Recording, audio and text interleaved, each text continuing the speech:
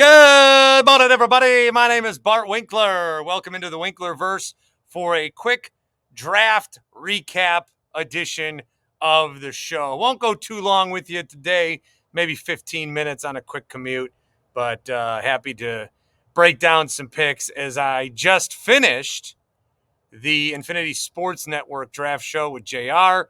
Had a really good time with that. Great to react to the picks live. Great to also leave the building before midnight, but that's a different story. But I don't know. It's nice. Had a good time, though, for sure. And really, the draft itself, Michael Penix Jr., the big surprise. The Falcons had a choice of either signing a big free agent quarterback or drafting one. And they chose both pills. So I don't really know how the fallout's going to be from that. Packers make a selection, which I think a lot of people, this always happens. You always get locked into somebody, and we all decided Cooper DeJean's who we wanted. Cooper DeJean's still available because we did not take him, and nobody else did at this point. Jordan Morgan, offensive tackle, Arizona. Okay, so I think what happened here with the Packers was we thought they'd take a cornerback. They like these kind of guys. He's got a good RAS score. If you don't know what that means or why that matters, it's like the only thing the Packers care about. But he's got a good RAS score. He's versatile. Maybe his arms are too short, but I got small hands. Okay. I got small. There's never been one person I've put my hands up against, even myself. I put my hands up against my own hand, and people are like it is creepy. I tell you about my arms being all short.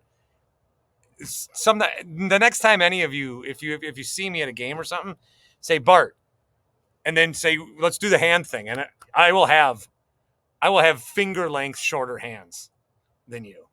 Okay, so I sympathize with this man, this tackle out of Arizona. Versatile though. What does that sound like? That sounds like exactly the kind of guy that the Packers like, whether it's Elton Jenkins or Zach Tom or whatever. I'm not going to complain about taking an offensive tackle. I told JR and Hickey on the show, I said, so the Packers took a guy that is versatile on the offensive line. He can protect Jordan Love. We don't have great depth on the offensive line. We've been complaining about losing Bakhtiari forever. And it's a guy that I said I think the phrase I used was something along the lines of I'm cautiously excited because this is what we always do. I don't know. There is a propensity. I typically, and I'm not telling you how to fan, but I will in a minute. I typically am somebody who, when the Packers make a pick, I will say, okay, convince me why it's good. I will typically take that approach instead of me saying, oh, really? Let me convince you why it's bad. I typically won't do that. This is Into the Winklerverse, a quick draft recap on the Dan Schani YouTube stream, also wherever you get your podcasts. The Packers at 25 taking Jordan Morgan. Some of the notes on him: he likes scary movies. He has tattoos of Freddy Krueger, Michael Myers, and Pennywise. So that will be a fun story to get to the bottom of. Who will be the first Packers reporter to ask him about that? Should I set the odds for that? I would say, gosh, minus 200, Doug Russell. Plus 105, Mike Clemens. Plus 200, Jason Wilde. Trying to think where Packers.com goes into that mix. I think Steph Sutton would ask a question like that. She's always out of left field. That they got a whole segment on it. I'm not. I love Steph. I'm just giving you the odds here. I don't know if she could be in there. Something to chew on. Something to think about. as you break that one down. He had a torn ACL, so that's cool. But he came back from it. Now, he can play on other sides of the line, but typically he's played tackle. Here is the Dean Brugler recap of him. Quick-footed blocker, he displays range and aggression in the run game. He might struggle in pass pro, over-aggressive. Overall, he struggles to anchor mid-slide versus power. I don't know what that means. But he's a balanced mover. He can survive at tackle, but his skill projects better at guard, similar to Matthew Bergeron. Matthew Bergeron is somebody who obviously plays for the Falcons. So, again, I'm not going to be somebody who tells you why I don't like the pick. I'm going to be somebody who wants you to convince me as to why I should. So I'm fine with the pick. I think looking at some of the mocks, he was mocked in the 28, 29, 30, 31, 32 range. Would you have liked it better if the Packers traded down and got like another fourth? Would that have been better? They do pick right away, not close enough, in the second round, as we'll all be watching the Bucks on Friday night. They pick, this is the Jets pick from Rodgers. So they get number 41. And I think there's still a lot of cornerbacks available. What may have been the case here is if the Packers liked a lot of different cornerbacks, they probably thought, well, let's get our linemen here.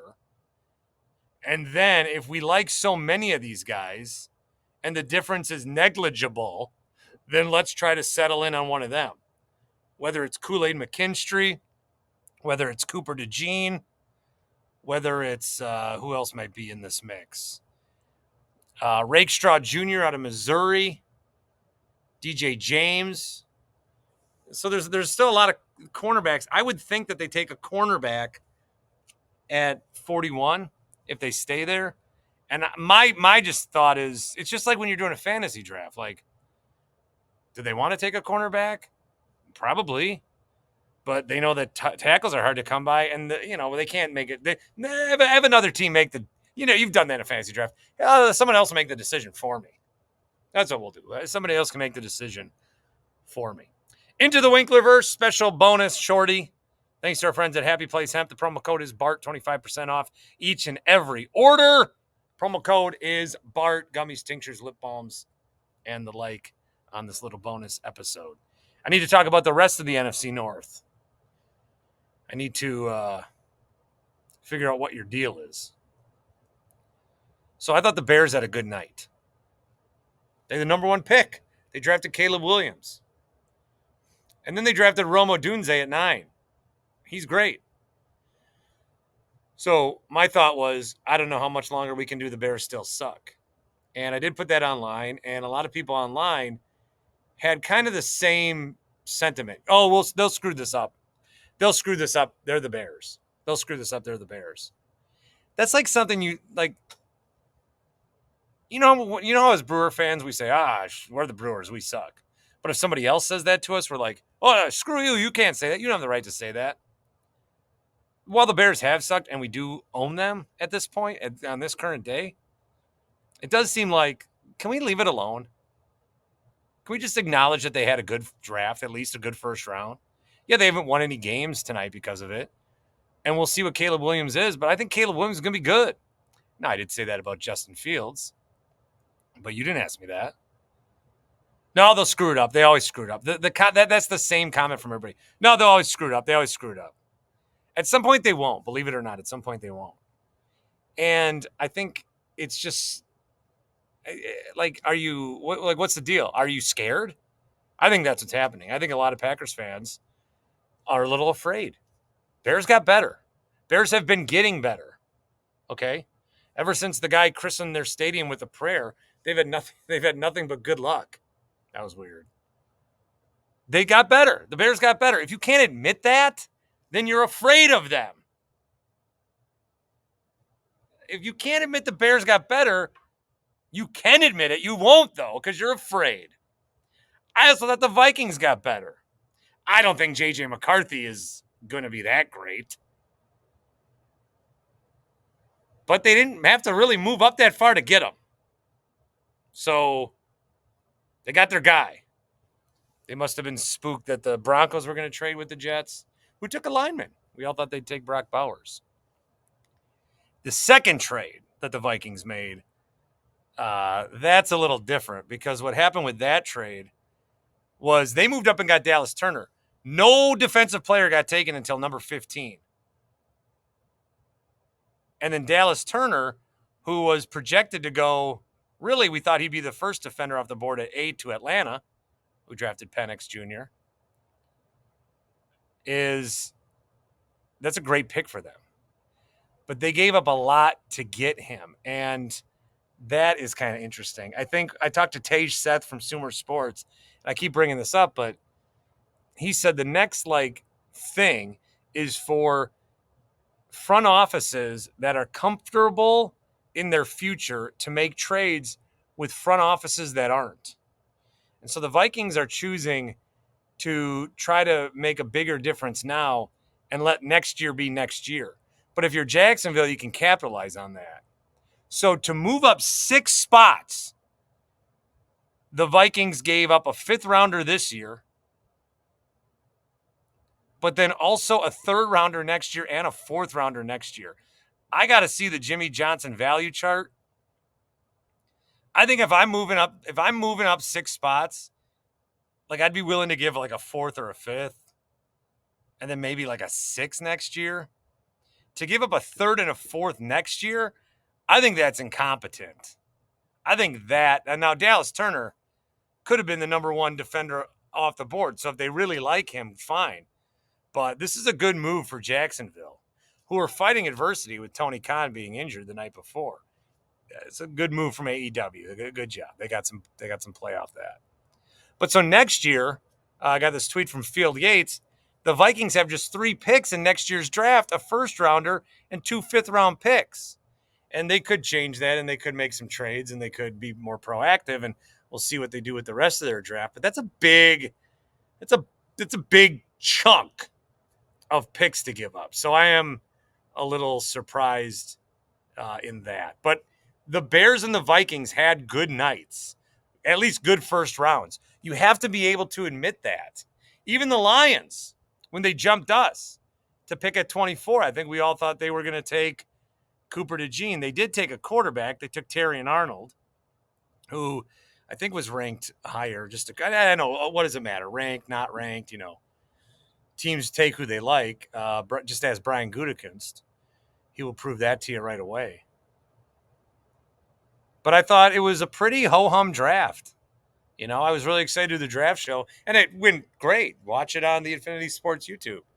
But I thought we'd get more whoa moments or yahoo or zoinks. Nobody's in this building.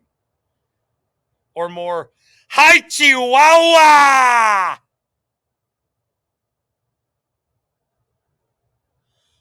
Adios míos. I thought we'd get more moments like that. And the Penix Jr. thing was the only thing. Now, Kirk was blindsided. Oh, shucks. He's got guaranteed money. Look, if I had $100 million guaranteed for 4 years, you could make my replacement sit in my lap and talk into the microphone the whole time. For 100 guarantee, I don't care. I don't care if I never take another snap. Yeah, start him right away. I don't care. Well, you won 1 playoff game. You made $400 million. Kirk Cousins now all of a sudden is the itch to win a Super Bowl. All of a sudden, the competitive fire is under Kirk Cousins. Okay. The Bills made a lot of weird moves. I saw Nick Costos tweet, Xavier Worthy will no doubt cook them for 3, 145, and 2 next year. But the Bills, they traded out. We think they need a receiver. They traded out, and then these teams started taking receivers that were projected 3rd rounders. So that was kind of, I guess, a little bit of a surprise later on in the draft. I think this was a good night for the NFC North, and the Packers are included. All right? I know that you guys all fell in love with Cooper DeJean, who is still available. Right? He is still available. You got to look at the draft like I look at the NBA playoffs. It is a story. You can't judge after just a chapter. You got to judge the whole thing. But again, talk me into why I like the pick instead of me convincing you why I don't. That's the motto to have, I think. And basically, that's one of the chapters that's going to be in my book and why I'm a better fan than you. I'm going to write a book about how to be a good fan.